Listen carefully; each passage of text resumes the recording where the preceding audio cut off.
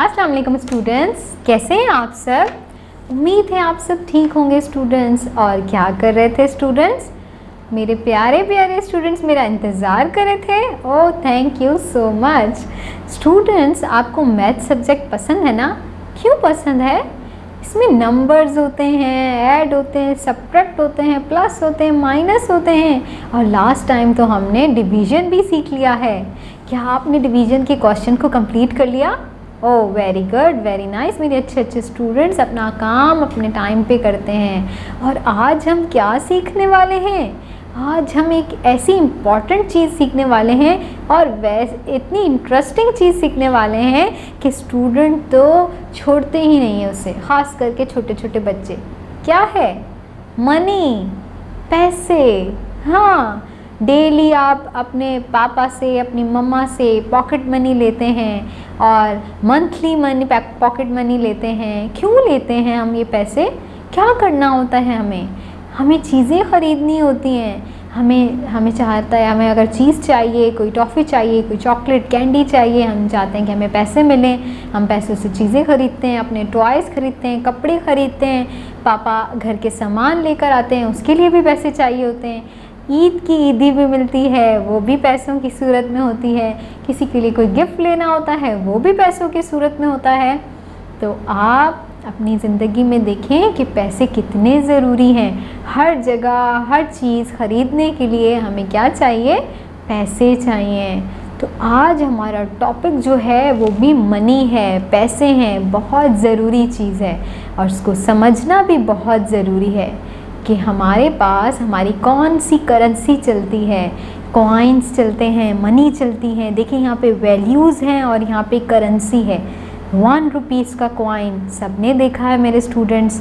2 रुपये का कॉइन भी देखा है, 5 रुपीज़ का कॉइन भी देखा है, 10 रुपीज़ का नोट भी देखा है। शाबाश। ऐसे ये कौन सा है? ये 20 है, उसके बाद 50 है, पर्पल, लाइट पर्पल कलर का।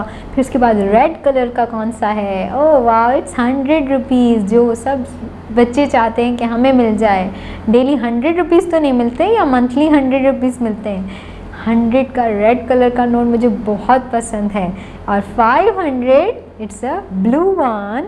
इसके बाद ये कौन सा है? 1000 का आपने नोट देखा है? हाँ शाबाश। किस तरह से लंबा सा एक नोट होता है, उस पर 100 लिखा होता है, 1000। And the 5000 rupees. और ये कितने स्टूडेंट्स ने ये नोट देखा है 5000 रुपीज़ का? तो इस तरह say that currency is very much important, बहुत इम्पॉर्टेंट है। इसको समझना भी, इनके नोट को देखा हुआ कलर मालूम करना, असली है कि नकली है पता होना, ये सब बच्चों को पता होना चाहिए, है ना। और जब आप चीज़ लेने जाएं तो आप कितने पैसे दे रहे हैं, कितने पैसे वापस ले रहे हैं, तो आपको ये चीज़ें, एडिशन, उसकी सब्ट्रैक्शन, ये भी चीज़ें आनी चाहिए। तो मैथ्स हमें बहुत कुछ सिखाता है ना स्टूडेंट्स। इसीलिए बच्चों को मैथ्स बहुत पसंद होता है। शाबाश। अच्छा आए चलें इस पे पेज नंबर 58 पे तो देखें हमें क्या करना है। Ahmad has the following coins and notes. Ahmad के पास क्या है? कुछ कॉइन्स हैं एंड कुछ नोट्स हैं। How much money does he have all together? The word all together means all together, means we have to add the money. Coins and notes we have to add. Now look, here is 5 rupee coin and the 50 rupees note and the 100 rupees note. So all together how much? कितने हो जाएंगे? There are 150 rupees in note and 5 rupees coin. ठीक है, तो note हमारे पास कितने हो गए? अहमद के पास 150 रुपीज़ के नोट हैं और 5 रुपीज़ का कॉइन है। So the total Ahmad has 155 rupees.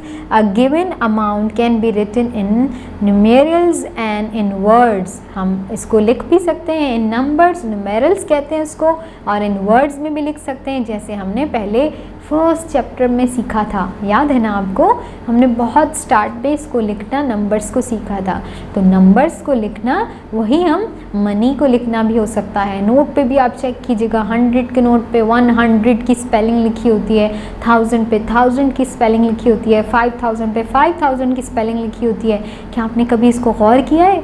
आज जाके पापा से अपने पैसे लेके और उसको चेक कीजिएगा कि उस पर किस तरह से रुपये की स्पेलिंग लिखी है, नंबर लिखा है, नुमेरल्स में भी लिखा है, इन वर्ड्स भी लिखा है।